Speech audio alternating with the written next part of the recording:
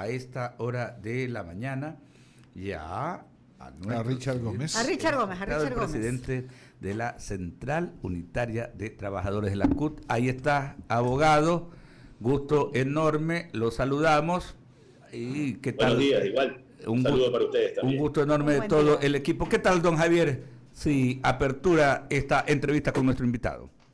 Gracias, Alberto, y buenos días, Richard. Un gusto tenerlo en plataforma a través de I99.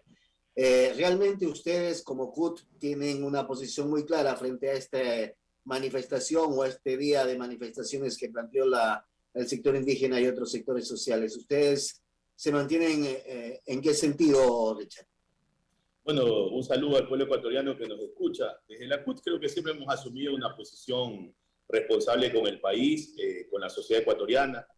No dudamos de alguna manera que en el Ecuador existen bastantes problemas que deben de solucionarse en materia económica, en la parte justamente del fortalecimiento de los servicios públicos, los problemas laborales que también los hemos expresado, que son parte de una agenda de la central, y los problemas del país. Sin embargo, creemos que una paralización, y estamos convencidos porque la historia lo demuestra así, que bajando presidentes, como quieren algunos sectores de la CONAIE, lamentablemente, no se han solucionado los problemas de pobreza, de nutrición infantil, los problemas laborales, ni ningún problema. Lo único que se ha generado es el caos, y al final del día los que terminan perdiendo son los ciudadanos ecuatorianos. Entonces, sin duda alguna, hoy hay una jornada de protestas, la vemos muy tibia, debido a que la clase trabajadora, por ejemplo, no se ha sumado. Las refinerías, en los pozos petroleros se está trabajando con tranquilidad, el sector eléctrico también, el área de telecomunicaciones, los artesanos, bueno, prácticamente todo el país está trabajando normalmente. El sector indígena tiene, pues, yo creo que legítima representación de su sector y de sus reclamos, pero yo creo que la agenda política que está atrás de esas manifestaciones es lo que ha incidido para que los sectores sociales más fuertes de este país no nos sumemos a estas paralizaciones decretadas el día de hoy con el carácter indefinido, que vemos notablemente que no tienen justamente el apoyo ciudadano. ¿Son otros los mecanismos o los caminos que deben de seguirse para poder buscar las necesidades o las falencias que puedan existir en cuanto a políticas económicas o políticas generales? Claro, es que yo creo que, mire, el sector indígena ha sido invitado a las mesas por parte del gobierno. Se han sentado a dialogar, han discutido el tema. Pero esto tampoco es de imponer. Aquí ganó democráticamente, cada 4 años elegimos un presidente, elegimos un gobierno y elegimos un plan de gobierno. En este plan de gobierno el presidente apenas tiene 1 año, pero ya ahorita se lo quieren bajar de la presidencia porque tiene 1 año y no ha cumplido con todo el plan de gobierno. Entonces nos parece primero un tema exagerado, que tiene un trasfondo de carácter político, que lo que busca es desestabilizar, caotizar el país y romper la democracia. Entonces, en ese marco yo creo que existen otras vías del diálogo, el debate. Por último, hemos lanzado un comunicado ayer que el debate que haga el presidente con el sector indígena o los sectores sociales organizados de la CUT tiene que participar también, sea, por ejemplo, público, sea televisado, para que el país conozca cuáles son las posturas desde el gobierno y cuáles son las posturas de las organizaciones sociales legítimamente representadas ahí. Pero lo que no puede haber es que yo, no, digamos, desde la organización social, no participo en las elecciones o participo en el proceso de elecciones con un candidato. Pierdo las elecciones y luego que pierdo las elecciones al que ganó, intento yo de alguna forma imponerle la agenda nuestra para que él haga lo que nosotros decimos, porque si no lo hace, entonces lo vamos a tumbar. Yo creo que ese tipo de exageraciones son las que rechazamos normalmente los ciudadanos que buscamos que el país se recupere económicamente, que sabemos que hay un problema, por ejemplo, con el control del precio de los productos, que sabemos que hay problemas en los hospitales, que sabemos que hay problemas en algunos lados, pero esos problemas no los vamos a solucionar cerrando las calles, de alguna manera contribuyendo a que en vez de desarrollar el país, más bien contribuimos al desastre del país. Entonces, esas recetas ya han sido probadas y esas recetas del país realmente no nos ha llevado a nada bueno y lo que han hecho es fracasar. Mira ahí cuántos presidentes, creo que tenemos récord Guinness en bajar los presidentes de la República, y de qué ha servido al Estado ecuatoriano, a los ciudadanos, el haberse bajado los presidentes de nada. Lo único que hemos roto la democracia, ha trepado de alguna manera significativamente el riesgo país, se han alejado de las inversiones y al final el que paga los platos rotos es el pueblo ecuatoriano. Entonces, creemos que si hay una distorsión entre lo que la sociedad quiere, que sin duda alguna hay bastantes reivindicaciones que la sociedad quiere y rectificaciones por parte del gobierno, pero la vía o el canal para hacerlo creo que es equivocado lo que ha hecho la CONAIE el día de hoy. ¿Hay sectores que buscan desestabilizar el sistema democrático? Sí, yo estoy convencido que sí, ahí hay unos audios que prueban el tema, ¿no? Y por eso yo creo que ya la gente se ha dado cuenta. Miren al sector transportista, ha lanzado su comunicado ayer, que no participan, ellos están en las mesas de diálogo. Nosotros también tuvimos hace poco la visita del ministro de Gobierno a nuestra casa acá en Guayaquil, en la CUT, y hemos quedado, le hemos dicho frontalmente los problemas que tenemos en varios sectores. Pero justamente con esa frontalidad también el ministro nos dijo, bueno, reconocemos los errores y vamos a solucionarlos. Esa es la vía democrática, esa es la vía de cualquier país civilizado en el mundo. Yo creo que lo que se está haciendo aquí es la antítesis de lo que se debe de hacer y la búsqueda de una línea, lamentablemente, del fracaso colectivo. Y ahí no vamos a entrar, y creo que los ciudadanos de bien tenemos que ser muy prácticos a la hora de decir que no estamos de acuerdo, pero que la vía del reclamo tampoco estamos de acuerdo de que utilicen al pueblo ecuatoriano y la ciudadanía como plataforma política o como justamente guardia de choque frente a los intentos desestabilizadores de algunas agendas políticas que se ven a legua, mi estimado. Ya en esto algunos tenemos algunos años y sabemos cómo se manejan estos temas, y aquí hay un trasfondo político. El que lo quiera negar, pues lo podrá decir abiertamente, pero por debajo los ciudadanos que tenemos un poco de raciocinio sabemos perfectamente que esto obedece a una agenda política, de cálculo político para romper y desestabilizar la democracia en el país. Richard, gracias de mi parte. Verónica Landeta continúa con el diálogo. Bueno, Gracias. ok, abogado Gómez, ¿cómo está? Muy buenas. He leído parte del comunicado que ustedes difunden por el tema de, obviamente, pues no estar de acuerdo con esta movilización. Es verdad que no ha existido una respuesta eficiente en algunos problemas que definitivamente atañe a todos los ciudadanos. Y en una parte de su comunicado usted dice que hay que buscar realmente avanzar en diálogos, en aterrizar acciones. Y mi pregunta ya va orientada, después de que ya Javier ha escudriñado todo el tema de la movilización, es cómo avanzan esas conversaciones en el tema laboral. ¿Ya hay acuerdos con los empresarios, con el Ministerio de Trabajo para poder dar una respuesta en ese sentido? Bueno, tuvimos, después de la visita del ministro de Gobierno, hubo algunos acuerdos como viabilizar en las mesas técnicas de las reformas laborales, integrar a la CUT, que es la organización más grande a nivel nacional, con todos los sectores sindicales que representamos y de trabajadores autónomos, privados, públicos y jubilados. Sin embargo, esto tiene un proceso. Habíamos hablado con la viceministra de Trabajo en días anteriores en la ciudad de Quito y se va a activar el Consejo Nacional de Trabajo y Salario justamente para tratar esta reforma. Nos habían manifestado que la tercera semana de junio, o sea, sería esta semana, que activaríamos esas mesas justamente para poder discutir dentro del Consejo, pero aterrizar en unas mesas permanentes para que el Consejo Nacional de Trabajo, donde está el gobierno, los empresarios y los trabajadores, no se convierta solamente en una especie de entelequia para debatir solamente el tema del salario anualmente, sino también debatir la política pública en materia laboral y las reformas laborales que el país necesita para disparar las cifras de empleo que en este momento lastimosamente golpean duramente a la ciudadanía, pero también golpean a la seguridad social, que es uno de los referentes también que nosotros tenemos dentro de la agenda, para ver cómo fortalecer la seguridad social. La única manera es fortalecerlo creando nuevas fuentes de empleo que permitan que nuevos ecuatorianos accedan justamente a regularizar sus contratos de trabajo y fortalezcan el aporte a la seguridad social. En este proceso, abogado Gómez, ¿ustedes tienen contemplado realmente hacer una propuesta para el desempleo? Para los desempleados. Bueno, hay 5 millones de personas que están desempleadas y hay algo que sí hay que destacar y anotar, que muchos de los gremios siempre apuntan al tema de la visión de los asalariados. ¿Qué pasa con los desempleados? En estos procesos en donde se está conversando con el tema de las reformas laborales y todo, ¿habrá una propuesta en ese sentido? Claro, sin duda alguna, las propuestas de creación de fuentes de empleo han venido siendo planteadas desde el sector empresarial, recordando que los trabajadores de alguna manera no es que no tenemos visión sobre cómo crear empleo, sino que han sido los propios empresarios ecuatorianos o sus delegaciones en el Consejo Nacional de Trabajo y Salarios quienes han expresado cuáles son las reformas puntuales donde ellos consideran debe de cambiarse la legislación con el fin de poder disparar las cifras de empleo. Y en esa lógica se han encontrado justamente acuerdos de 4 puntos que lo analizábamos en un programa aquí mismo con el ministro de Trabajo anteriormente, que es la eliminación del recargo al contrato eventual, la sustitución de la jubilación patronal por un fondo de jubilación que permita garantizar la pensión jubilar para todos los ecuatorianos y no solamente para el 5% que hoy tiene acceso a ese derecho, el poder alargar la jornada hasta los sábados en algunos sectores. Hoy ya ocurre en algunos sectores, en el sector petrolero, en nuestro sector del agua potable, electricidad. La gente trabaja hasta los días sábados y a veces domingos y a veces de corrido, 7, 14 días en el sector petrolero, producto del sistema en donde trabajamos, nos desempeñamos, ¿no? Entonces, alargar esa jornada y alargar también la jornada de 8 horas diarias hasta 10 horas al día, pero cumpliendo las 40 horas semanales. Después de las 40 horas, todo termina siendo horas extras. O sea, son ideas que han salido del sector empresarial que considera que estas reformas podrían ayudar a que ellos podían contratar más personal y con eso poder disparar de alguna manera las cifras de empleo. Y no nos olvidemos, yo quiero ser pragmático aquí porque a ratos una parte del movimiento sindical habla muy bonito de proteger derechos y todo lo que quieran, pero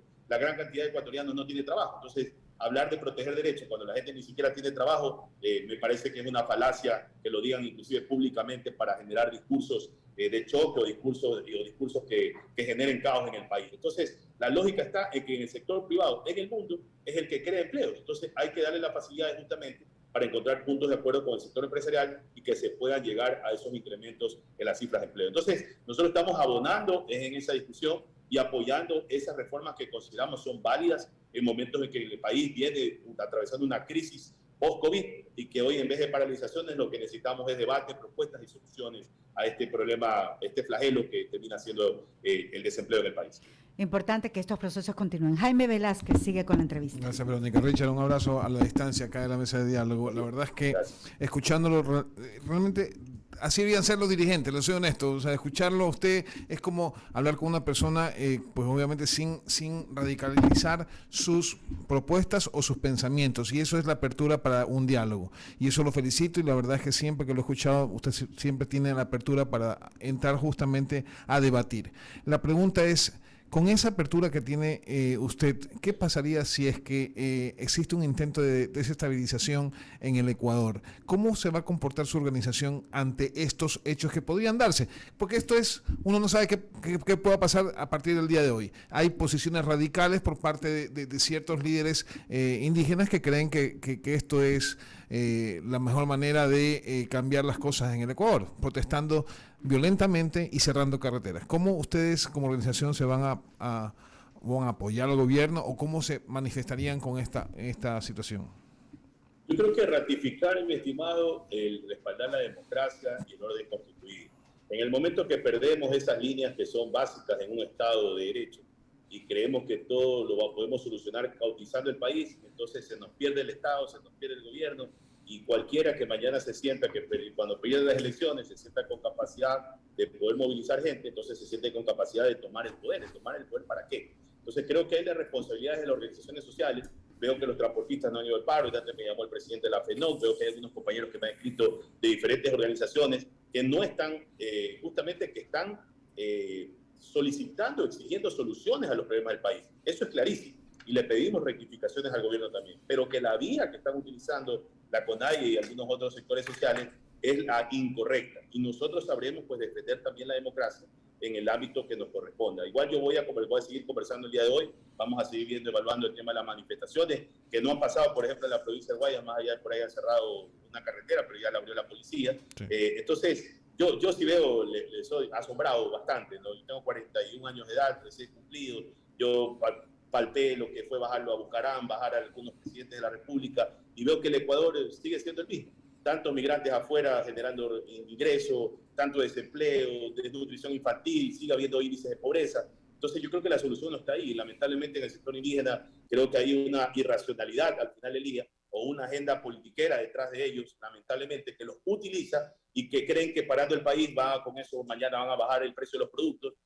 Y pues todos vamos a vivir prácticamente en Suiza. Entonces eso es lo que yo creo que nos toca a nosotros y nos corresponde, de las organizaciones que hemos tenido mucha más madurez y formación en la parte social, de luchar por los intereses de todos, pero no de esa manera. Y si mañana nos tocaría salir para defender la democracia, créanme que no tenemos ningún tipo de reparos en hacerlo. Y eso no es que nos lleva a la otra vereda, no es que somos la contramarcha de la CONAIE, ni mucho menos, no, sino que somos ciudadanos que estamos cansados y asqueados de que no se le den soluciones al país y que la única vía sea el cerrar calles, quemar llantas, como que fuera la única vía para solucionar el problema. Hemos tenido grandes avances, yo creo, en momentos en que el país estaba buscando su estabilidad económica. Hay errores en los hospitales, en algunos servicios públicos, efectivamente. Hay errores, pero esos errores hay que corregirlos. Eso tampoco es como para poder llevar el país al colapso nuevamente después de esta pandemia en la que hemos salido, donde muchos perdieron el empleo, gente que se murió lamentablemente por falta de atención médica. Hoy necesitamos debatir esos problemas y por eso creo que el presidente debería tomar la batuta y llamarnos realmente a todos los sectores y hacer, yo creo que una cadena nacional para que el país escuche cuáles son las propuestas de los diferentes sectores y entienda y deje de apoyar a algunos compañeros que lamentablemente apoyan a ciertos sectores que lo que buscan es un protagonismo político o un protagonismo justamente que los lleve a la toma del poder por la vía antidemocrática. y aquí nosotros tenemos que, como ciudadanos, no solo los sectores organizados, sino también la gente a pie, luchar para que el país retome, mantenga su línea en la democracia, en lo que nosotros elegimos, para mal o para bien, lo elegimos, y nosotros tenemos que pedir y exigir las rectificaciones del caso, pero no por las vías antidemocráticas. Qué bueno escucharlo de esa manera, Richard, porque eso es ser líder y eso significa justamente tener una mentalidad abierta y de apoyo a la gran mayoría, no a minorías. Lo felicito. Yo creo que, Alberto, no sé si tienes alguna pregunta más. Sí, por supuesto. Y un detallito, ¿no?, que vale la pena destacar, ¿no? Esto no se trata, pues, de la defensa al presidente de la República, al gobierno, a la administración de Guillermo Lasso Mendoza.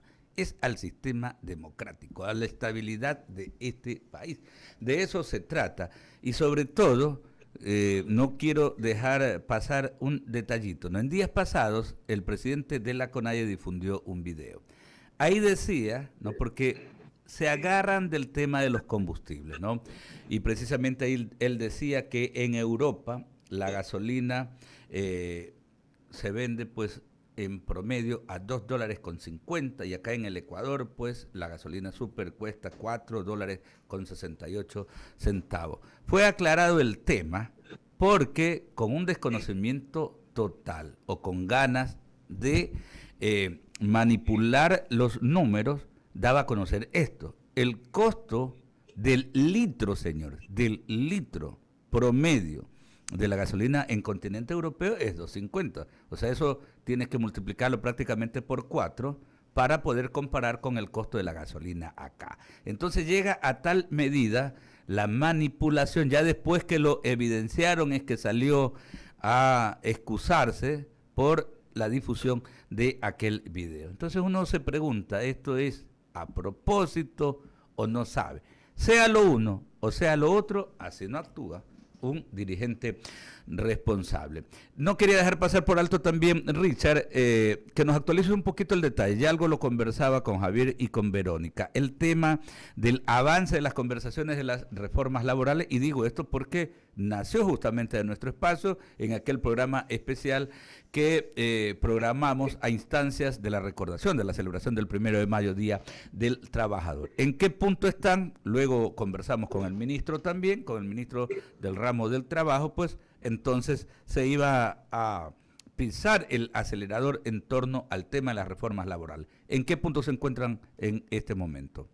Claro, hay dos momentos. Luego de las entrevistas que tuvimos aquí, el ministro efectivamente convocó al Consejo Nacional de Trabajo y Salarios, bueno, por otro tema de unas recomendaciones de la OIT, y se estableció el poder reactivar al Consejo como un organismo justamente válido en plantear las reformas o volver a discutir las reformas que en su momento se hicieron. Entonces se quedó establecido para la tercera semana de junio, de acuerdo a la información que yo recibí de parte de la viceministra de Trabajo la semana anterior, poder reactivar este nuevo consejo, pero estableciendo un cronograma de mesas de trabajo que nos lleven al objetivo final, que es justamente encontrar los acuerdos de reformas laborales, actualizando justamente todo lo que está pasando en el país. Entonces, la tercera semana de junio ya nos reuniremos, de ahí habrá unas mesas permanentes, habrá información prácticamente, yo creo que semanal o por lo menos quincenal a la ciudadanía frente a estas reformas. Y lo otro es que la reunión con el ministro de Gobierno, que tuvo la delicadeza de visitarnos aquí en la CUT, para conversar varios de los problemas de carácter laboral que tenemos en el país.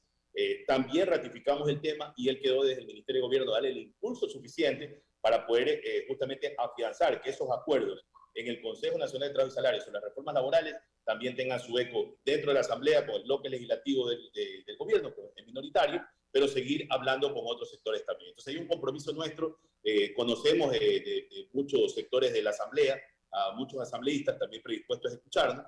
Entonces, una vez que tengamos ese acuerdo, yo creo que comienza el cabildeo para lograr justamente con ellos a ver si encontramos o logramos este punto de encuentro. Lo otro, yo creo que más bien lo que están haciendo ahora de discutir un código de trabajo de 600 artículos, creo que ahí se van a pasar 3 años discutiendo lo mismo. Ya lo intentamos alguna vez, no lo logramos. Y yo creo que por eso tiene que haber reformas puntuales y rápidas, porque el problema del empleo no es de 3 años posteriores. Ya en este momento estamos viviendo una crisis bastante fuerte y la gente necesita respuestas y el país necesita respuestas y el sector empresarial tiene que tener las herramientas para poder contratar a la gente. En ese sentido, estamos poniendo todo a nuestro lado, pero no todos los temas dependen exclusivamente del sector laboral. Veo que de parte del gobierno hay toda la apertura, se han ratificado esos acuerdos que tuvimos aquí en este programa y les agradezco por ese espacio justamente de contribuir a fortalecer esa relación entre el sector empresarial, los trabajadores y el gobierno.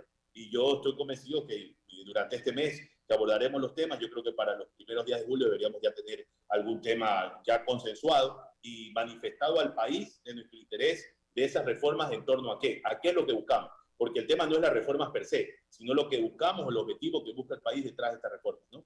Que es la creación de empleo. Lo destacamos también, ¿no? Porque es muy bueno que sean los representantes de los sectores de los trabajadores por un lado y que sean también los mismos empresarios los que en esta iniciativa, acompañados del ente regulador, del Ministerio de Trabajo, del Ejecutivo, del Gobierno Nacional, precisamente puedan pues buscar estos caminos que se requieren y que van a ser importantes para también irles quitando la máscara a quienes durante muchas décadas han venido afirmando que defienden los derechos laborales, cuando sabemos que hay un índice poblacional muy importante que no tiene trabajo. ¿De qué defensa? Como decía hace un momento el presidente de la CUT, Richard Gómez, pues de qué derechos puedes hablar si no tienes trabajo, simplemente no existe. Abogado, agradecerle mucho por estos minutos y por la entrevista. Gracias a ustedes y a las órdenes siempre, ¿no? Son los 9, gracias a usted.